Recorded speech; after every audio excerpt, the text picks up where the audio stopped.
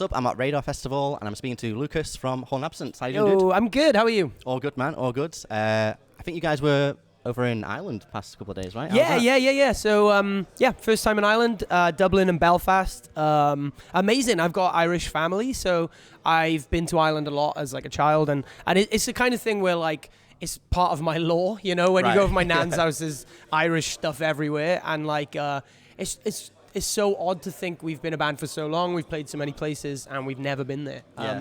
But it was amazing. Everybody was awesome, and I really, really want to make a habit of trying to go back as often as possible. So yeah. Fingers crossed. Yeah. And obviously, Radar Festival today, quite a diverse lineup this year. Really. Yeah, man. How are you feeling about it, and how being a part of it this year? Yeah, really good. I got to be honest. We were trying to maybe take a bit of time off festivals this year. You guys non-stop. I know.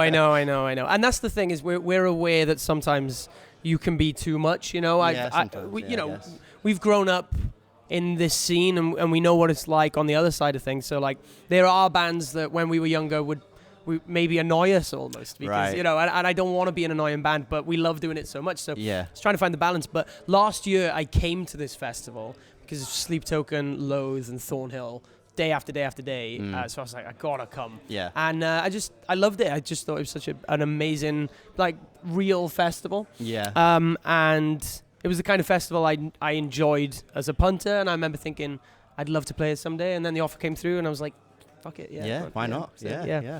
Well, I think last time we spoke, you were just about to release your latest album, The Noble Art of Self-Destruction. So we're looking at nearly a year on now. How are you feeling about not only what the album's kind of done for you, but how fans have been taken to it? Because I think you said at the time you kind of tried to blend the best of the self-titled and the best of The Greatest Mistake of My Life as well. Yeah, for sure. And that was the goal, and I think we did a great job of it, and I'm very proud of The Noble Art, and a lot of people have a real special place in their heart for it. So really, really happy with it, and I think it's nice now because it's like I feel like the gauntlet has been put down, you know, like we wanted to do the trilogy and we wanted to keep ourselves almost contained in a space, and like I said, you know, we grew up obsessing over bands, and sometimes some of our favorite bands would move on too quick. Right. And we didn't want that. We didn't want people to miss the Greatest Mistake vibe or the Noble Art vibe. We didn't, or the self-titled vibe, you know. So we were mindful of moving on too quickly, and I think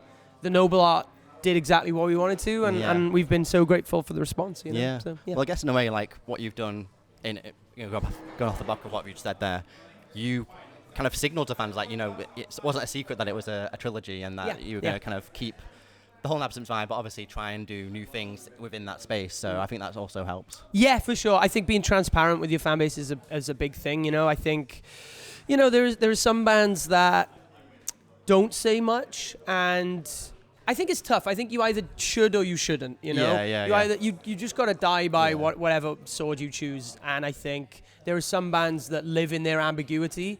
And there are some bands that have like a mouthy frontman like me who must succumb and talk about everything too much. And I think as long as you're transparent on that side of things, it's cool. Yeah, you got to full ass it. Don't half-ass it. Yeah. As the way that fans have latched on to certain songs from that record, has that kind of helped you think about what might be coming next, what you might want to do next? Yeah, a little bit. I think more than anything now, I think I'm inspired by the things that we don't know, if that makes sense, you know, because The Angel in the Marble, for example, you know, is like one of our kind of most loved songs really in our catalog. I think it's gone down such a treat, but it's like, I know people love that type of song. I know people love Morning Song. I know people love Wilt. I know people love Penance, you know, so it's like, you know, I now I'm intrigued as to what we can do that we've never done before, if that makes sense. So weirdly, like, backwards inspiration, where it's like, okay, you guys love this, well, let's see if you love something completely different, you know? But very early doors on the next stuff. Oh, yeah, I know. What I think is good as well that you guys do on the last two records, which not many bands do nowadays, is you have on those two albums, that if you get the physical edition, you get a extra song, which you've not put on streaming services, and usually when bands do that, like, oh, it's a bonus song, you can only get it if you get the CD or whatever, and then maybe 5-6 months later, oh, here it is for everyone. But you kind of held to your guns, which is, I guess, kind of giving it the value to physical media and buying the actual album. Yes, totally. You know, because the first one, The Greatest Mistake, on the CD is a song called An Apology Note, which is a song I absolutely love. And I wish more people heard it, honestly. But I think, you know, music, you know, I think there's got to be a special place for everything. Yeah. And truthfully, An Apology Note was on The Greatest Mistake. But I'm so self-critical. I remember thinking about it and just being like, I think it would have gone Die Alone, An Apology Note, Phantoms, Morning Song, The Greatest Mistake. And I was like, that's a dirge, you know? And I think, for me, my goal is just making sure that essentially you want the listener to get the whole way through.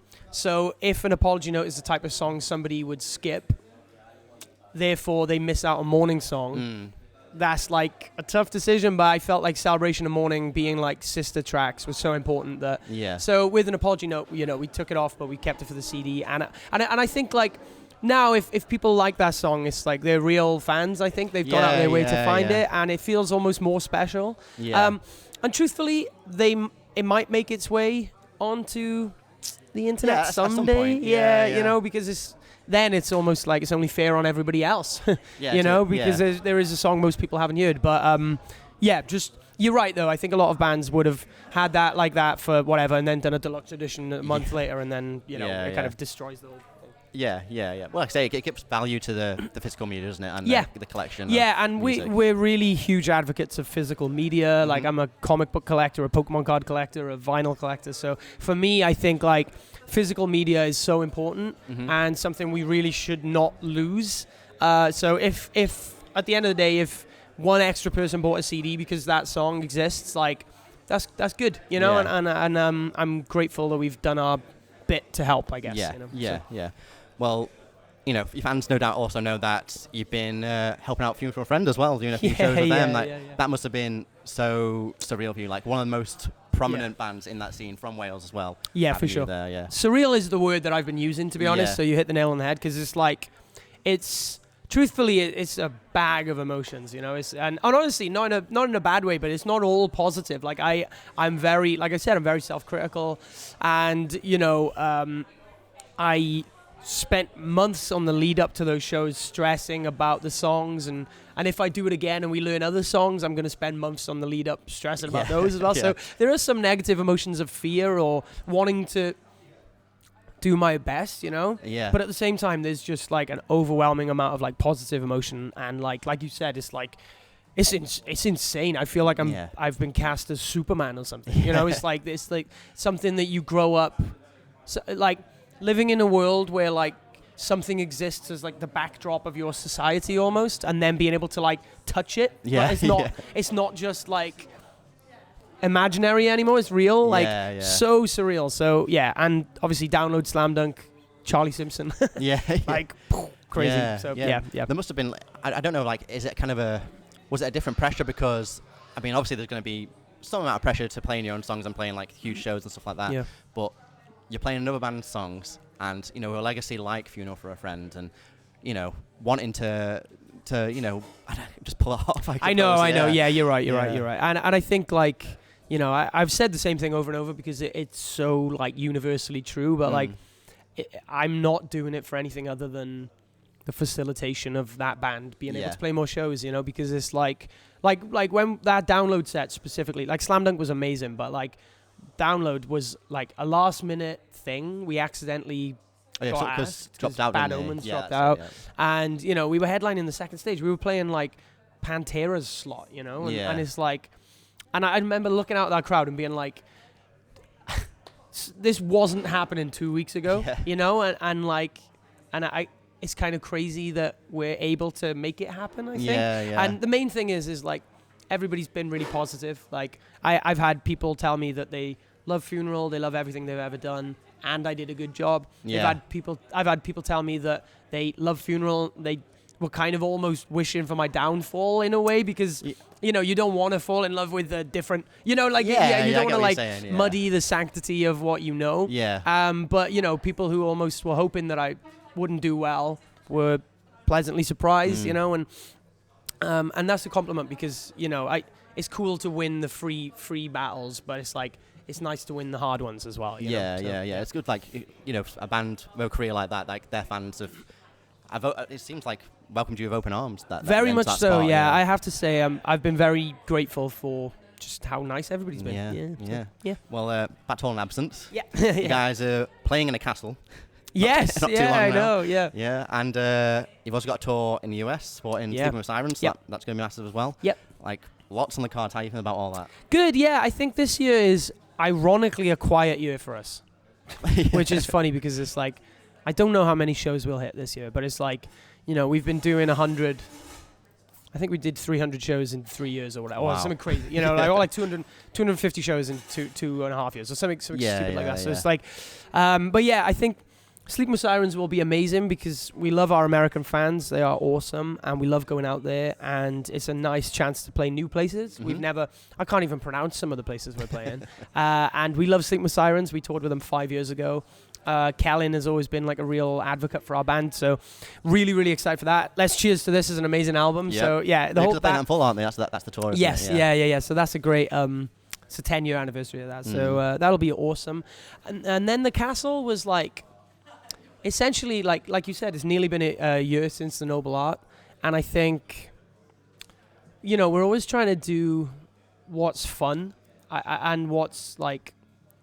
Always trying to give up. I just want Hold in Absence fans to have the best experience. Yeah. Like, you know, because I've loved bands that have, like, you know, for example, you know, a random example, just because we mentioned Charlie Simpson just now. Like, I'm a massive Fight Star fan, and like, I just miss them. You know, I would watch them often if they were still actively doing things, and like. I just think, While She Sleeps, I grew up loving While She Sleeps, and it was so easy to love them. And that's kind of how I want people to feel about our band. Is like, I want it to be easy to love our band.